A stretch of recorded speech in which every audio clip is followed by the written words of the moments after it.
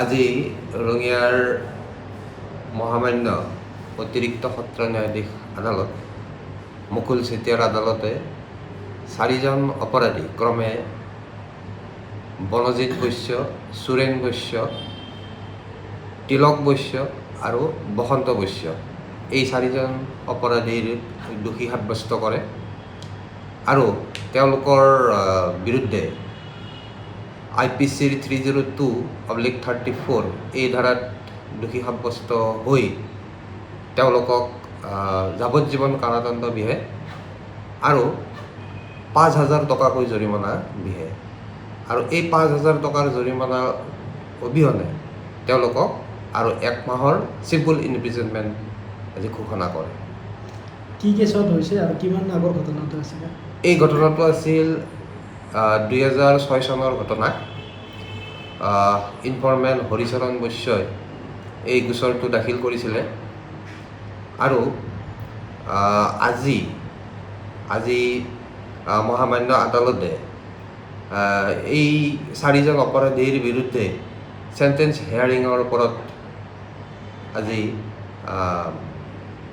Hearing আদালতে ল'লে।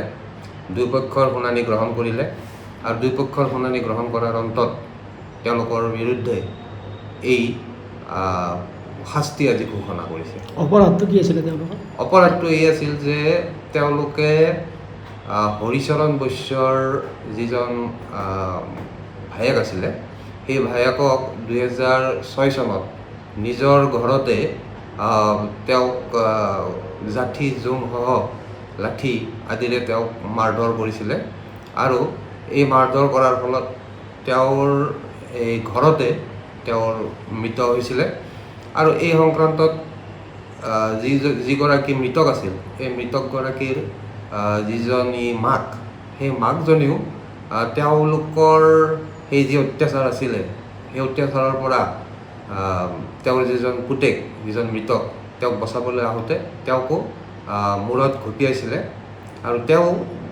গুৰুতৰভাৱে এই গোচৰটোত জখমী হৈছিলে আৰু গুৱাহাটী মেডিকেল কলেজত চিকিৎসাধীন হোৱাৰ পিছত তেওঁ সুস্থ হৈছিলে আৰু এই গোচৰটোত তেওঁ আছিলে মূল সাক্ষী আৰু লগতে তেওঁৰ যিজনী জীয়েক ৰীতা বৈশ্য এই গোচৰটোৰ প্ৰত্যক্ষ সাক্ষী।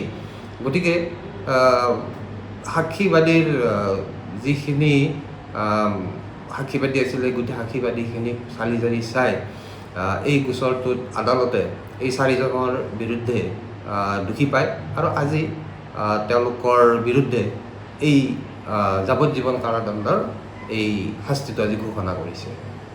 যিকোনো খবৰৰ বাবে যোগাযোগ কৰক 7099017330 অথবা 7099017990 নম্বৰত।